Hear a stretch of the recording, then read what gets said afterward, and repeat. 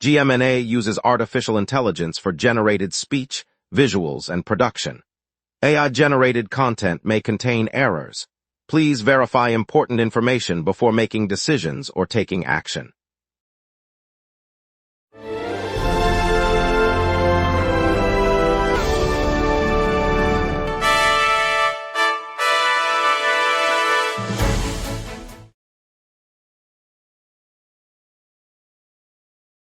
Good evening, I'm Mark Beaumont.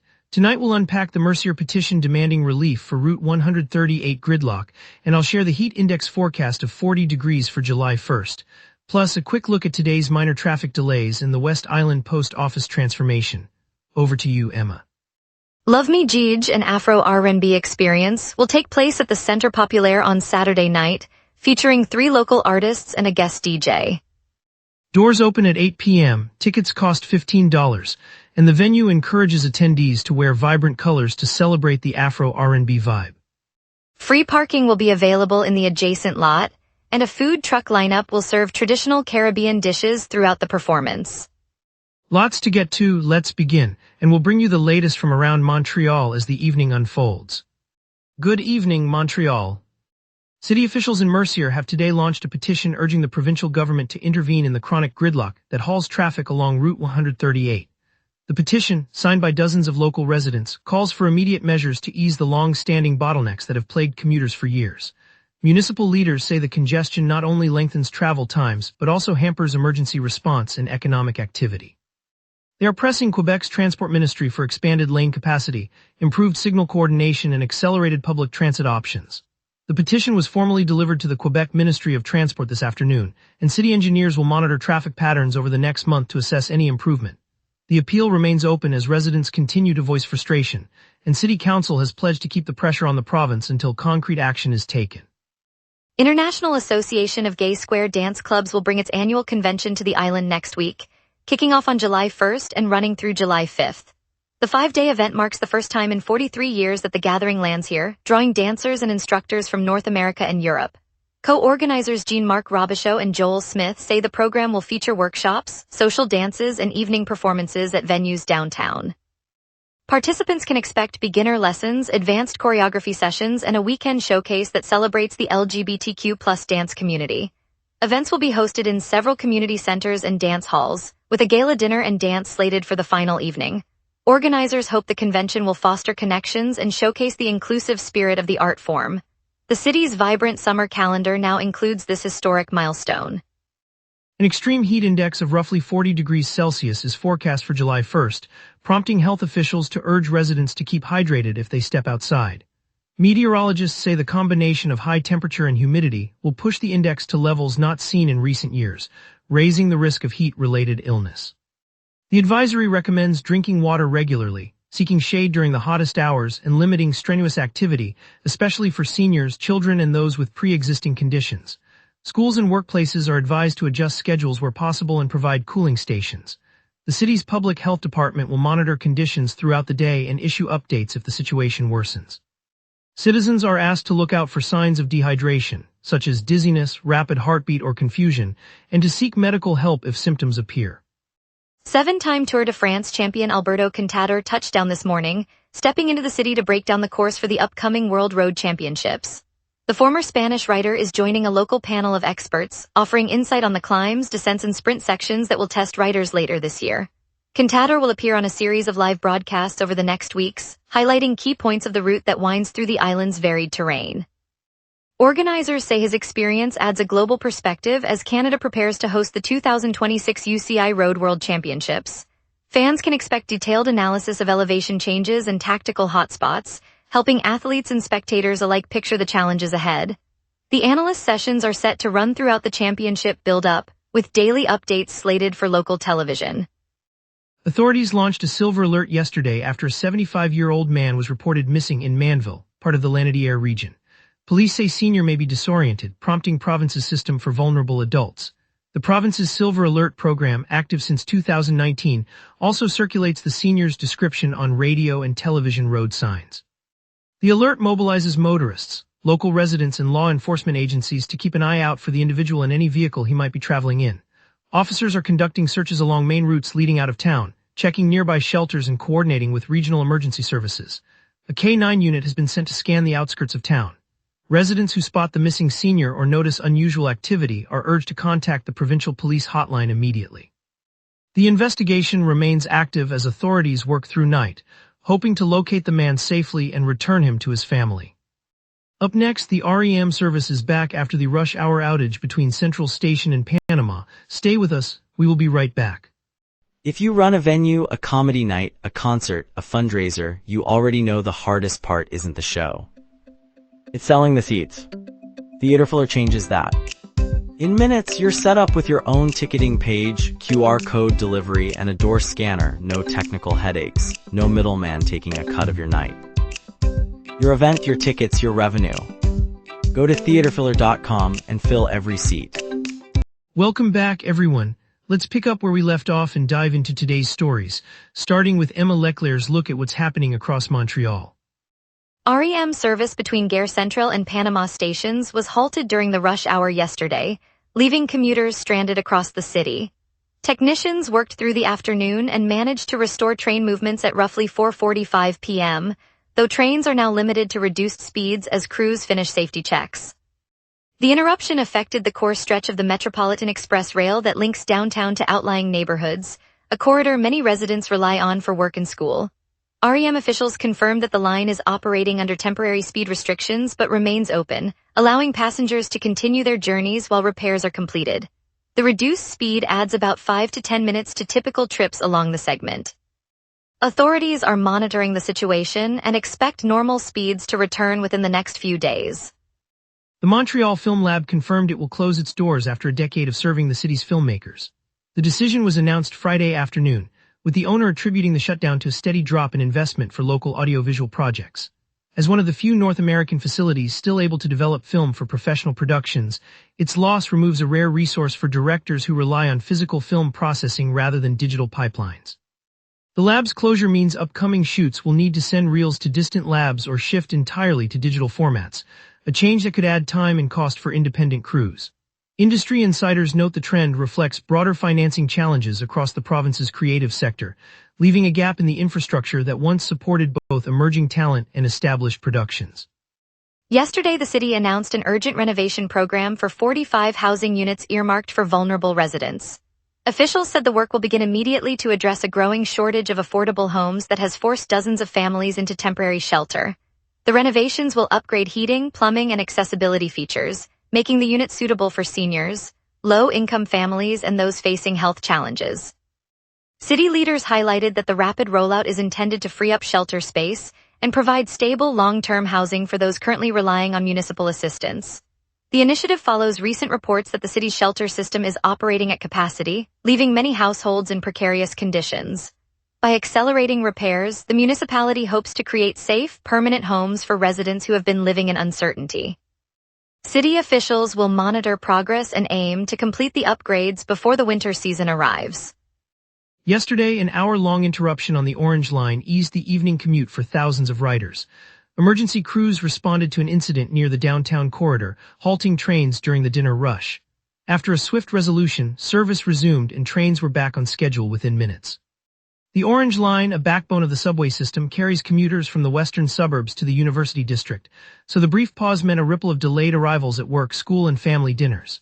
STM officials said crews worked closely with first responders to clear the situation safely, and no injuries were reported. Meanwhile, commuters shifted to nearby stations or transferred to the Green Line, keeping errands and appointments on track. Riders who were on board were escorted to the nearest station, and the line continued to run smoothly for the rest of the night. Yesterday, the West Island Aid Fund broke ground on a project to turn the former post office on Rue Saint-Jean into a full-scale community hub. The renovation, which began early this morning, aims to provide a central space for food distribution, nutrition workshops, and after-school programs as food insecurity climbs across the West Island. Fund officials said the building will host a pantry, a kitchen for hot meals, and meeting rooms for local groups. Construction crews are expected to finish the core facilities by next spring, while volunteers will already be organizing weekly food drives. Residents who have struggled to afford groceries hope the new center will ease daily pressures and create a reliable local resource. The initiative reflects a broader effort to address rising hunger in the neighborhood. City officials will monitor its impact over the coming months. Now let's turn to the forecast and see what tonight's heat will bring with our meteorologist. A southerly jet stream surges over Montreal, dragging unsettled air that will unleash a brief evening downpour. On this date, the city's thermometer peaked at 32.5 degrees Celsius in 2021, a spike that rode the tail of a lingering heat wave across southern Quebec. The opposite extreme fell to 12.9 degrees Celsius in 2015, when an Arctic blast punched through the Great Lakes corridor. Today's climate normal hovers around 23 degrees for the high and 15 for the low, so we sit comfortably between those extremes. The contrast reminds us how quickly the jet stream can swing the region from scorching to frigid within a single season. The live radar shows a band of echoes over the Richelieu Valley moving eastward. By 7 o'clock, the core reaches Montreal, bringing heavy rain. The westward jet stream at 126 kilometers per hour pushes the system, so the downpour should clear by 9. After that, the map returns to a dry pattern as we turn to tonight's outlook. At 6 p.m., Montreal sits under a mainly clear sky, temperature 23 degrees, humidity 37%, and a gentle west wind of 7 kilometers per hour. Pressure is near average but easing lower, signaling a shift toward unsettled weather. Overhead, the jet stream races west at 126 kilometers per hour, funneling cooler air aloft and priming the atmosphere for rain. By 7 o'clock, the band of showers we saw on radar will arrive, dropping heavy rain as temperatures dip to 18 degrees. The rain will move eastward, thinning out by 9, leaving a dry, quiet night. UV index sits at 6, wind will peak at 20 kilometers per hour from the south, and no alerts are in force. With the evening set, we now look ahead to the 5-day trend. Looking ahead, tomorrow brings a bright day with a high of 27 degrees and a low of 15, clear skies dominating the province. Monday repeats the pattern, high 27, low 16, mostly clear and mild.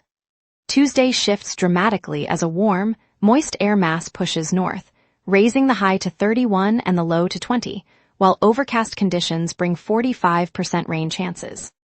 Wednesday follows with the warmest spell of the week, high 33, low 23, still overcast but only 25% rain. Thursday caps the stretch with another clear sky, high 33, low 25, offering a crisp finish before the weekend. The sequence moves from settled sunshine to a brief rain-laden mid-week surge, then back to dry warmth. And that's your weather. Remember, the local sunset is also available as a podcast. Listen anytime on Apple Podcasts or wherever you get your podcasts. Up next, traffic delays from construction, the Canadians' new draft pick Parker Trottier, and tonight's Formula Experience show. Stay tuned, we will be right back. If you run a venue, a comedy night, a concert, a fundraiser, you already know the hardest part isn't the show. It's selling the seats. Theaterfiller changes that. In minutes, you're set up with your own ticketing page, QR code delivery, and a door scanner. No technical headaches, no middleman taking a cut of your night. Your event, your tickets, your revenue. Go to theaterfiller.com and fill every seat. Viger Tunnel between Rue Panet and Boulevard Robert Bourassa stays under construction, with one lane closed and traffic slowed through downtown. Expect backups near the tunnel exits and consider alternate routes such as Rue St. Laurent or Auto Route 15.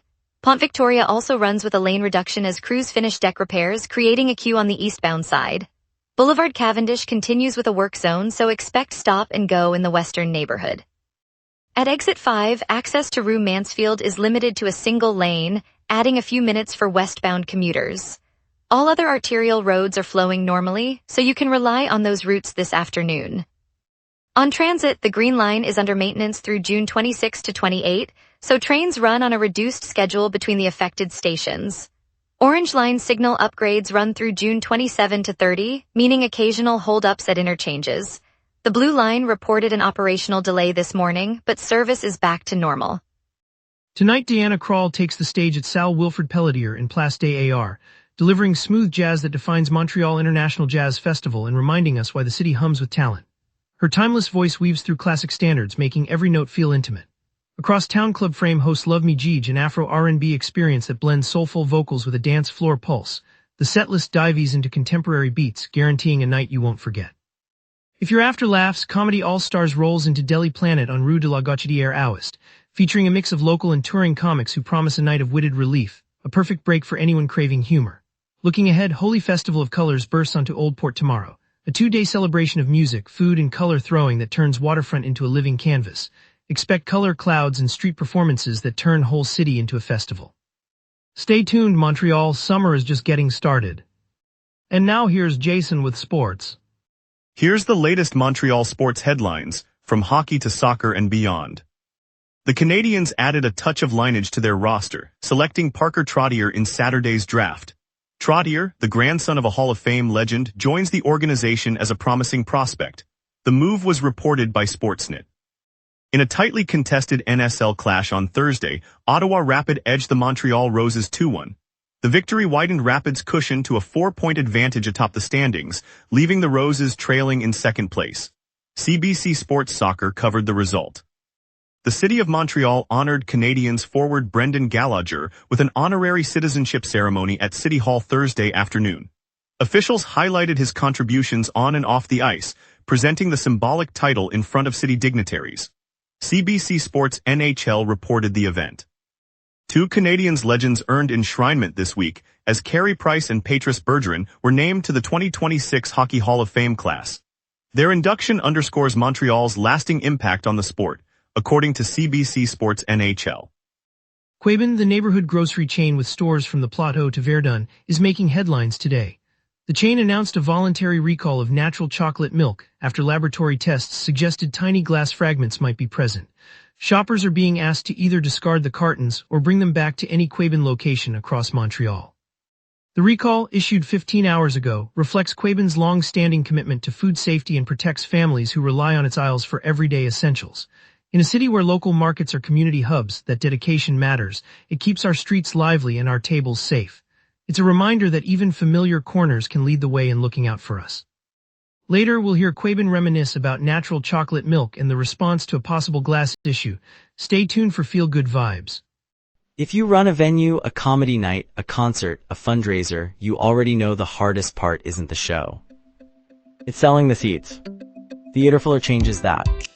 In minutes, you're set up with your own ticketing page, QR code delivery, and a door scanner. No technical headaches, no middleman taking a cut of your night. Your event, your tickets, your revenue. Go to theaterfiller.com and fill every seat. At a bustling cafe on St. Laurent Boulevard, a handful of Canadiens fans huddled around a small television, the glow of the screen reflecting in their eyes as the 2026 NHL Draft unfolded in Buffalo. The atmosphere mixed anticipation with quiet pride as the Montreal club announced its Day 2 pick, 15-year-old forward Timofey Runso, a skater whose speed reminded many of a young Maurice Richard. Across town, the Toronto Maple Leafs sent defenseman Brandon Carlo to the St. Louis Blues for 2 third-round selections, sparking talk of a shifting league, but the crowd's focus stayed on the hope each move brings to the city's hockey story. A young fan named Leia lifted her notebook, sketching Runso's name beside the iconic Canadian CH logo, whispering she could already picture him on the forum ice. That simple act, the collective hush as the broadcast confirmed the pick, and the nods of seasoned supporters created a moment that felt less about statistics and more about hope. Montreal's love for the game endures, and tonight's draft reminds us why we gather, dream, and cheer together. On a crisp autumn evening on St. Denis Street, the glow of sidewalk cafes spilled onto the cobblestones as locals and visitors alike lingered over plates of seasonal fare. Tonight, 4 of those beloved Montreal venues found themselves on the continent's most coveted list, the world's 50 best North America. At the heart of the celebration is Mon Lapin, a tiny bistro tucked behind a vintage bakery, now sitting proudly at number 5.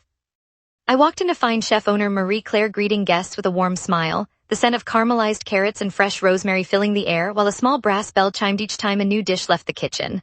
Across town, the bustling energy of Le Pigeon and the quiet elegance of Takei added their own flavors to the story, each earning a place among the elite. It's a reminder that Montreal's culinary spirit isn't just surviving, it's thriving, turning humble neighborhoods into world-class stages. And as the night deepens, the city's tables remain full, proof that great food brings us together. Thank you, Montreal, for tuning in.